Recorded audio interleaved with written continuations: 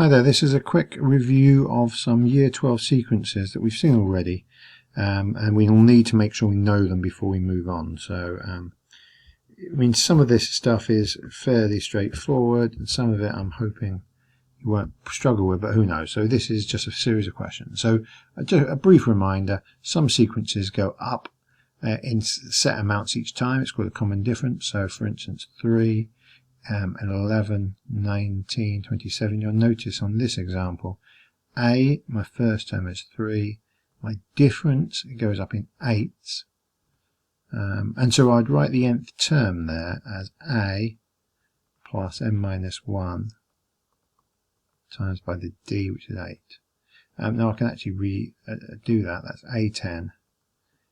3 minus an 8 is minus 5, and you might have been able to do that just off the top of your head, but trust me, this nth term formula is useful. So if I pick a different one for the geometric one starts with a set number and you multiply by the same amount each time. I'm just going to put one down. Now this sequence, now the A is obvious, A is 2 I suppose, and the R is the less obvious. And what you have to do is you take a 3 and you divide by the number before it. Now if you choose any of those you get the same answer, so it's times by 1.5 if you like. So UN here is A R to the n minus 1, so the A is 2 times by the 1.5 to the n minus 1. I don't want you to do anything with that, don't make that 3.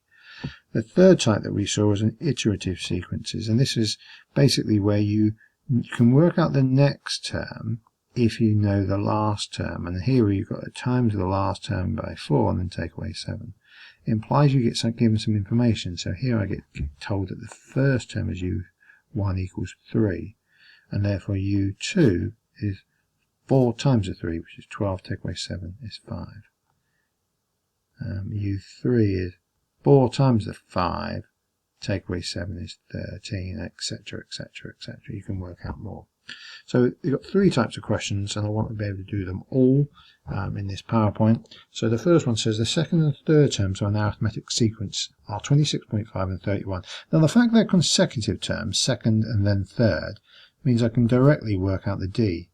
D is 31 minus 26.5, which is 4.5. So I now know their terms go up by 4.5 each time. To work out the first term, well, I suppose I can just take away and know that the second term is 26.5. So the A, the first term, is 26.5, and just knock off the 4.5 that must have been added, which is 22. So you can see my terms are now actually 22, 26.5, 31, and each time the next one would be 35.5, so going up by 4.5 every time. What's it say? The last term is 445. So alright, and so it tells me it goes up and up and up until it gets to 445, and we want to know which term is this nth term. Now the nth term formula, remember, is UN equals A plus n minus 1D, and so if I just chuck that in, I know that 445 equals, what was A? 22 plus n minus 1. Don't know what n is, that's what I'm trying to find, times by the D, which is 4.5. First thing to do is to move the 22 over. That gives me 4, 2, 3 is the n minus 1 times by 4.5. If I move the 4.5 over, it's 423 divided by the 4.5, and that is 94, and therefore n minus 1 is that, and therefore n is 95, and then move that over. The 95th term is the last term. That's how many terms there are in that sequence. So I've got a geometric one this time, so again, find the common ratio. Well, first thing is, again, I mentioned this just now, you can just quite simply just do one term divided by the other. R equals the 90 divided by 100 equals 0.9. Do the other one as well, 81 divided by 90, same answer. Which is the position of the first term in the sequence that is a value less than 1? Alright, so we've got this sequence. It's a geometric, so it's AR n minus 1, and we want it to be less than 1. I'm actually going to set it equal to 1 and just then adjust my answer accordingly. So what was the A? The A was 100. times by r, which is 0.9 to the n minus 1 equals 1. First job, move the 100 over. So times, it becomes a divide, equals 0.01. And they'll take logs of both sides. I do that because I want the power, and the power I can't get without taking logs. Now you could do a specific log. You could take a log to the base 9 if you like. I've always done it this way, so I'm going to do it this way. But some of you will, in lessons, prefer to do it logs to the base 9. In my calculator I could do that as well. Just checking to see if my calculator had those posh logs. But using this method, if I get another question I'll do it the other way. Using this method I end up dividing one log by another. If I do that now, there's the log of 0.01, make sure you close your bracket, divided by the log. You could use a fraction button if you prefer. I get 43.7. So obviously this is minus 1, so therefore n is 44.7. But it says what's the position of the first term. So you don't get a 44.7th term, so therefore it must be the 45th term, which is the first one, which is lower than 1. So that seems good enough for me. Next one's an exam question. I've done this because I wanted to show you an iterative sequence. Now this is one of the ones I've shown you before. So this is my iterative formula. It says my next term is my last term, add 3. It's quite a simple one. And the extra bit of information, I get u1 equals 8. So show that u5 equals 20. Well, obviously u1 equals 8. u2, it's the last term, add 3. It's just 8 add 3 is 11. u3 is 11, add 3 is 14. u4 is therefore 17, and u5 equals 20. So a bit of a palaver, but it's not hard. Straight away I'm noticing here that they're going up in 3s each time, and that makes this an arithmetic sequence. And the fact that it's an arithmetic sequence then lets me go back and answer a part 2, because it says find the nth term effectively of this sequence. So I know it's a plus m minus 1d. It's an arithmetic sequence. I know they've got it in the wrong order, this, for us, but you know, that's why I'm doing it. What was a again? A was 8 plus m minus 1 times by d. What did it go up in? It went up in 3s. So if I multiply this out, I get 8 plus 3n minus 3, or 3n plus 5. So that's my 3n add 5. That's what they're on about there. So that's done. Example 3. So having done an exam question, go back to the examples. The first 3 terms of an arithmetic series, and by the way, this series, don't worry about that. Think of that for now, at least, as a sequence. And I'll come back to explain what the difference, slight difference between the two words are. So anyway, I've got the 3 terms are, first 3 terms are this. So, of course, if this, I don't know what x is, and that's the first question, but I do know it's an arithmetic, so therefore it goes up the same amount each time. So I add the same amount on to get from there to there, or from there to there. So if I do 3x and minus the term before it, that's the common difference. That's how much it's gone up. But that must be the same as doing x plus 13 minus the term before it. So this gives me a way to find out the value of x. So what is it? It's 3. That's minus x plus 5 is equal to minus 2x plus 13. Solve this. I'm going to move the x's that way and move the numbers that way. X equals 8. Now that is right. That's the answer to the first one. But I actually need a couple more things, I think. I still don't know what the common difference was. What was the common difference? Well, now I know that x is 8. I said the common difference was this or this. I'll use this one. So the common difference is minus 8 add 5. Oh, actually, it's going down, this one. This is a negative 3 answer. I didn't think that was going to happen, but it's actually going down, this sequence. And if d equals minus 3, I can also work out what a is. A, of course, is this 4x minus 5. 4x is 32, minus 5 is 27. Alright, so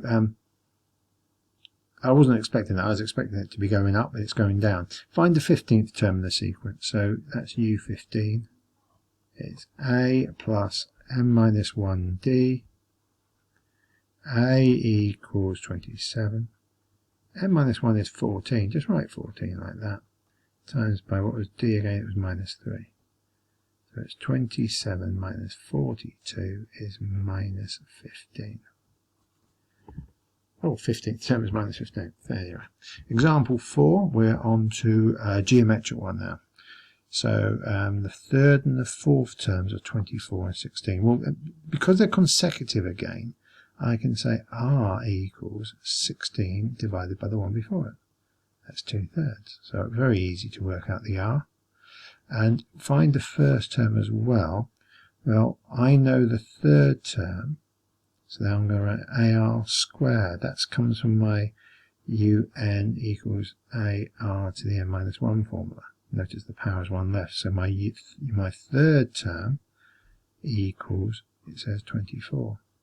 So a times by 2/3 squared equals 24. And that should tell me what a equals.